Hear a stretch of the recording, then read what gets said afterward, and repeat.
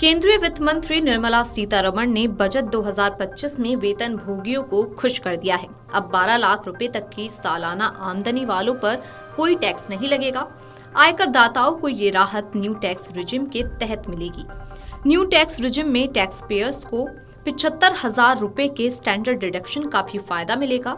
ऐसे में देखना ये है कि क्या दिल्ली चुनाव में वोटिंग से 72 घंटे पहले वेतन पाने वाले कर्मियों को 12 लाख रुपए तक टैक्स में छूट दिल्ली चुनाव पर असर डाल सकती है। बता दें कि दिल्ली विधानसभा का चुनाव 5 फरवरी को होना है। वैसे तो केंद्रीय बजट का दिल्ली विधानसभा चुनाव से बेशक कोई सीधा ताल्लुक नहीं है, लेकिन चुनावी मझधार में मतदान से 4 दिन पहले आए बजट के सियासी मायने काफी अहम है।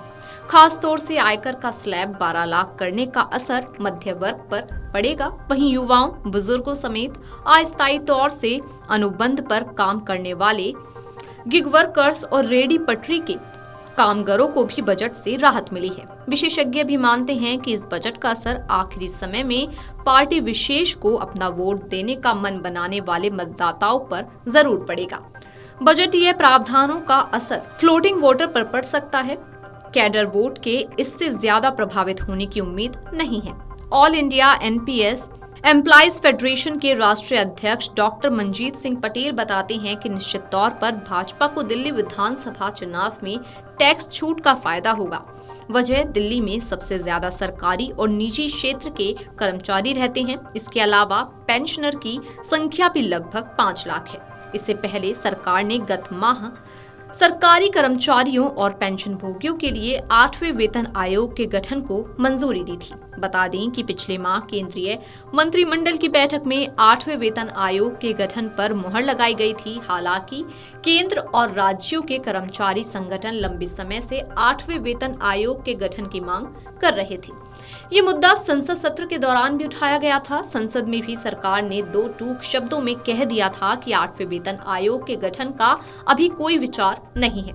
जनवरी में सरकार ने एकाएक ऐसी घोषणा कर दी थी। केंद्र सरकार में बड़े कर्मचारी संगठनों के वरिष्ठ नेताओं का कहना था कि जब सभी कर्मचारी संगठनों ने सरकार से 8वां वेतन आयोग गठित करने की मांग की थी तो सरकार ने इस पर कोई विचार क्यों नहीं किया। दरअसल वेतन आयोग की घोषणा दिल्ली विधानसभा चुनाव के मद्देनजर की गई है। दिल्ली में लगभग 7 लाख से अधिक सरकारी कर्मचारी और पेंशनर हैं। इनमें पेंशनर की संख्या 5-6 लाख बताई जा रही है। दिल्ली के 22 विधानसभा क्षेत्रों में सरकारी कर्मचारी और पेंशनर जीत हार में भूमिका निभा सकते हैं। All India NPS employees federation के राष्ट्रीय अध्यक्ष डॉक्टर मनजीत सिंह पटेल बताते हैं कि पूरे देश में सबसे अधिक कर्मचारी और पेंशनर दिल्ली में रहते हैं। 8वें वेतन आयोग की घोषणा पर भाजपा ने दिल्ली चुनाव में एक बड़ा दांव चल दिया है। इससे पहले जब कभी कर्मचारी संगठनों ने 8वें वेतन आयोग के गठन की मांग की तो उन्हें निराशा हाथ लगी थी। यहाँ तक कि गत वर्ष संसद के शीतकालीन सत्र में संसदों द्वारा केंद्र सरकार के कर्मचारियों और सशस्त्र बलों के लिए 8वें वेतन आयोग का गठन कब होगा, ये सवाल भी पूछा गया था। पिछले माह में सरकार ने इसकी घोषणा की थी। अब बजट में 12 लाख रुपए तक की सालाना आमदनी वालों को टैक्स में छूट दी गई है। दिल्ली विधानसभा चुनाव में भाजपा को इसका फायदा मिल सकता है। सरकारी कर्मचारियों को इससे पहले के बजट में निराशा हाथ लगी थी। इस बार सरकार ने मध्यम वर्गीय परिवारों को फायदा पहुंचाया है। चुनाव में भाजपा के लिए मास्टर स्ट्रोक भी साबित हो सकता है। दरअसल वर्ष 2014 से दिल्ली का सियासी ट्रेंड एक लाइन पर है। दिल्ली वाले लोकसभा चुनाव में भाजपा की झोली भरते हैं तो विधानसभा में आम आदमी पार्टी की। 2014, 19 व 24 लोकसभा चुनाव में 7 सीटें भाजपा के खाते में गई हैं। वहीं 2015 व 2020 विधानसभा चुनाव में 50% से ज्यादा वोट लेकर आपने जीत हासिल की। इस तरह के बदलाव में जितने वोट इधर से उधर होते हैं, विशेषज्ञ उसे फ्लोटिंग वोटर मानते हैं। ये किसी पार्टी के कोर वोटर नहीं होते। इनकी प्रतिबद्धता पार्टी विशेष को लेकर नहीं रहती। इस तरह के वोटर वोट करने से पहले ही तय करते हैं कि आखिर उनको वोट किस पार्टी को देना है। इसमें बड़ी आबादी मध्यम वर्ग की है। 2015 से अब तक के चुनावी आंकड़ों से पता चलता है कि विधानसभा चुनाव में आपको वोट देने वाले 10 से 15% वोटर लोकसभा में भाजपा के पाले में चले जाते हैं। वहीं लोकसभा चुनाव में कांग्रेस का मत प्रतिशत बढ़ जाता है। दूसरी तरफ भाजपा को कोर वोटर हमेशा उसके साथ रहता है।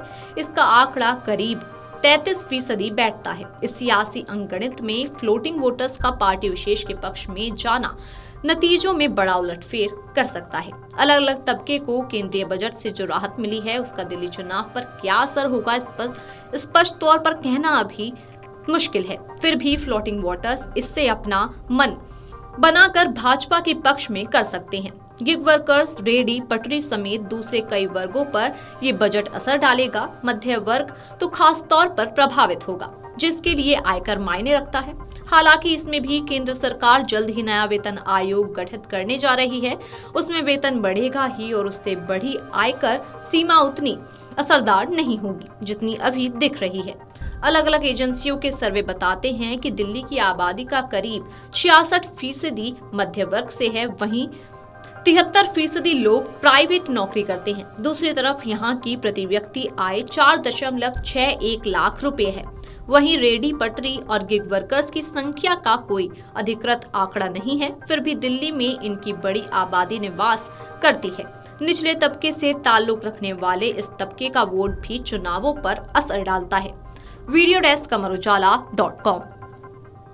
अमर उजाला जीवांजलि के सारथी की मदद लें और महाकुंभ में स्नान जरूर करें।